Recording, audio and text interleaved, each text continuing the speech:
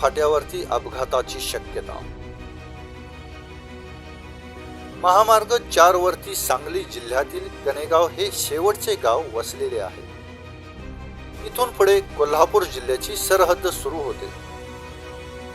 अलीकडेच सुरू असलेले 6 पदरी रस्त्याचे बांधकाम अजून काही ठिकाणी अपुरे असल्याचे निदर्शनास येते।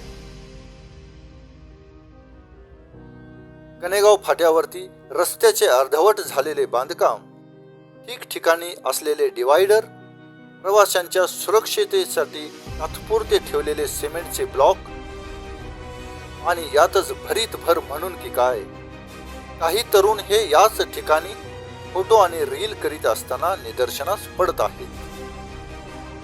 या अशा प्रकारांमुळे रहदारीस अडथळा बनू शकतो।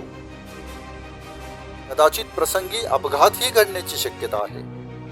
तरी रस्ते विकास महामंडळ, स्थानिक पोलीस व प्रशासन यांनी लक्ष देऊन अशा रील स्टारना महामार्गावरती वाहनांना अडथळा करण्यापासून रोखावे, अशी स्थानिक ग्रामस्थांची मागणी होत आहे।